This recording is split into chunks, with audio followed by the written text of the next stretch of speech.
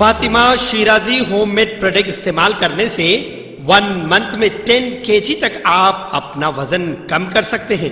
Golden heights colony, pillar number 213, Rajendra Nagar, Hyderabad.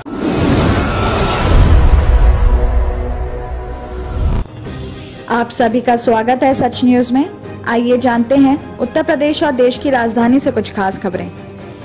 Gurugram के sector 31 से खबर आ रही है कि एक मकान में ग्रेनाइड बम मिलने की खबर से हड़कंप मच गया है। आपको बता दें कि जानकारी मिलते ही मौके पर पहुंचे बम निरोधी दस्ते ने बम को निष्क्रिय कर दिया है। आपको बता दें कि सोमवार को सीएनजी पंप पर 3 लोगों की हत्या के बाद आसपास के घरों और पार्क की CIA पुलिस की तरफ से तलाशी ली जा रही थी और इस दौरान पंप के ठीक पीछे इस खंडरनुमा मकान की तलाशी ली गई जहां पर बम मिला है। बताया जा रहा है कि पुलिस महानिदेशक आज गुरुग्राम में ही है और पुलिस पास आउट परेड में शामिल होने आई है। उनके साथ ही कार्यक्रम में दूसरे अधिकारी भी मौजूद है और मौके पर पहुंची पुलिस मामले की जांच कर रही है। साथ ही आपको बता दें कि दिल्ली के शारदा जिले के पुरानी सीमापुरी के एक मकान में 17 फरवरी की दोपहर बैग में मिले IED को NSG ने अपने कब्जे में ले लिया। तो दरअसल दिल्ली की गाजीपुर फूल मंडी में भी 14 जनवरी को मिले IED की जांच के सिलसिले में दिल्ली पुलिस की स्पेशल सेल 4 शख्स की तलाश में पुरानी सीमापुरी भी पहुंची थी, जहां संदिग्ध युवक तो गायब मिले लेकिन बंद कमरे को तोड़कर उसकी तलाशी में एक बैग में IED मिला था।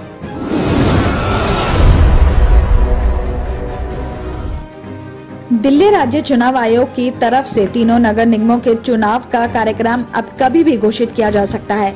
आपको बता दें कि मतदान केंद्रों की लिस्ट देखने की अवधि सोमवार को समाप्त हो गई है और इस तरह मतदान केंद्रों की लिस्ट को अंतिम रूप देने से पहले की समस्त प्रक्रिया पूरी हो गई है। तो वहीं आयोग चुनाव कराने के संबंध में दूसरी प्रक्रिया पहले ही पूरी हो चुकी है। हालांकि चुनाव लड़ने के इच्छुक नेताओं ने मतदान केंद्रों की लिस्ट देखने में रुचि नहीं ली, लेकिन समस्त वार्डों के रिटर्निंग ऑफिसरों के पास राजनीतिक दलों के प्रतिनिधियों ने ही दस्तक दी है। उन्होंने कुछ वार्डों के मतदान केंद्रों में परिवर्तन करने के भी सुझाव दिए हैं। तो साथ ही आयोग इस हफ्ते के अंत तक मतदान केंद्रों की लिस्ट को अंतिम रूप देगा। साथ ही आपको बता दें कि चुनाव आयोग के अधिकारियों ने ये भी बताया कि अप्रैल महीने में तीनों नगर निगमों के कराने जाने वाले चुनाव का कार्यक्रम जल्द ही जारी किया जाएगा और इस हफ्ते के दौरान या फिर अगले हफ्ते चुनाव कार्यक्रम की घोषणा कर दी जाएगी।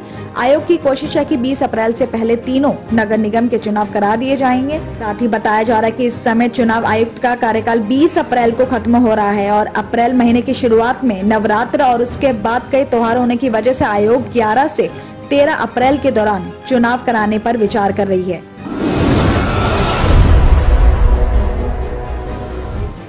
कंझावला इलाके में किराए पर कमरा दिखाने के बहाने एक महिला को बंधक बनाकर 4 दिनों तक दुष्कर्म करने का मामला सामने आया है और इस दौरान महिला को नशीला पदार्थ दिया गया और पड़ोसियों ने महिला को बाहर निकालकर थाने ले आई है। बताया जा रहा है कि 32 साल की पीड़िता बिहार की रहने वाली है और पुलिस को दिए बयान में पीड़िता ने बताया कि वो अपने पति से 10 साल से अलग अपने भाई के साथ कराला इलाके में रहती है और उसने 3 बच्चे भी हैं। आगे बताया कि 4 दिन पहले वो बिहार से दिल्ली पहुंचने के बाद कराला बस स्टैंड पर खड़ी हुई थी और वहां पर एक शख्स भी खड़ा हुआ था।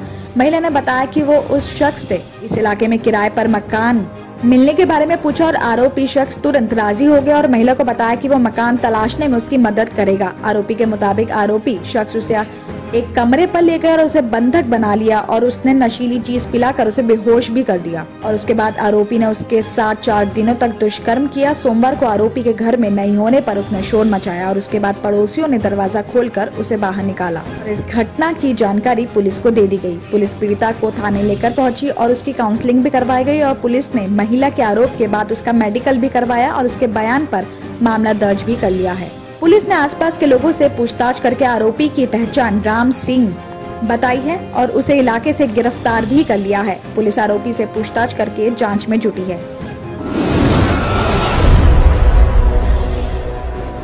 खबर आ रही है कि आबकारी नीति के तहत मिलने वाले शराब की दुकानों पर छूट और रियायतें नहीं मिलेंगी। दिल्ली आबकारी विभाग ने एक बोतल पर एक बोतल फ्री और 40% रियायत देने पर पाबंदी लगाने का निर्देश जारी कर दिया है और साथ ही सोशल मीडिया के माध्यम से इस तरह के प्रचार पर भी प्रतिबंध लगाने को कहा है और इस तरह की गतिविधियां पाई गई तो अपराधियों पर लगाई जाने वाली कार्रवाई भी की जाएगी। आपको बता दें कि आबकारी विभाग ने अपने निर्देश में कहा है कि कोविड के मद्देनजर दुकानों पर भीड़ से बचने और बिक्री के निष्पक्षता लाने के लिए इस तरह का कदम उठाया गया था। शराब की MRP पर छूट या रियायत को समाप्त किया जा रहा है और विभाग के ध्यान में लाया गया कि खुदरा विक्रेताओं के माध्यम से छूट छूट की पेशकश की जा रही है। और साथ ही ये भी देखा गया कि शराब की दुकानों के बाहर भारी भीड़ जमा होने की वजह से कानून व्यवस्था की समस्याएं पैदा हो रही थी और इसके चलते वहाँ के लोगों को भी परेशानियां हो रही थी। उन्होंने आगे भी कहा कि ये भी ध्यान में रखना होगा कि कोरोना संक्रमण पूरी तरह से अभी खत्म नहीं हुआ है, खतरा अभी भी बना हुआ है।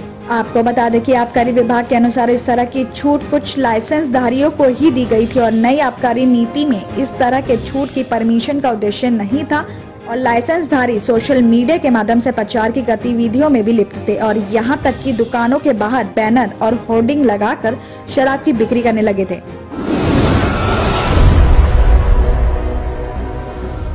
यूक्रेन में फंसे भारतीय नागरिकों को स्वदेश लाने के लिए दिल्ली के मुख्यमंत्री अरविंद केजरीवाल ने केंद्र सरकार से आग्रह किया कि सभी भारतीय लोगों को हर संभव मदद देते हुए जल्द से जल्द भारत लेकर आया जाए। अरविंद केजरीवाल ने मंगलवार यानी आज ट्वीट किया है, जिसमें उन्होंने लिखा है कि यूक्रेन में बिगड़े हालातों के बीच भारतीय स्टूडेंट्स के साथ दूसरे भारतीय भी मुश्किलों परिस्थितियों का सामना कर रहे हैं और भारत सरकार से आग्रह है कि यूक्रेन में फंसे सभी भारतीयों को असंभव मदद देते हुए जल्द से जल्द भारत लेकर आए और दिल्ली सरकार हर तरह के सहयोग के लिए केंद्र सरकार के साथ खड़ी है। और साथ ही उन्होंने अपने ट्वीट में एक न्यूज ग्रुप का वीडियो भी शेयर किया है, जिसमें वहां फंसे स्टूडेंट्स अपनी समस्याएं बता रहे थे।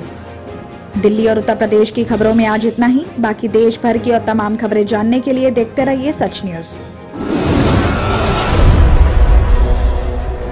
जर्मन 10 हॉस्पिटल ऑर्थोपेडिक से मुताल्लिक हर मरीज यहाँ शिफायाब। इनाम याफ्ता doctor Mir Jawad Jar Khan, senior orthopaedic surgeon, advance operation theatre, ICU, digital x ray, laboratory, physiotherapy, pharmacy, sharing और प्राइवेट रूम्स, लेडी डॉक्टर्स और डॉक्टर अर्जुमन सुल्ताना गायनेकोलॉजिस्ट की खिदमात हासिल। वाजिबी फीस और मुकम्मल सहूलियात से हजारों मुतमईन। एम्बुलेंस से आरास्ता German 10 orthopaedic hospital, pillar number 150, Attapur, Hyderabad.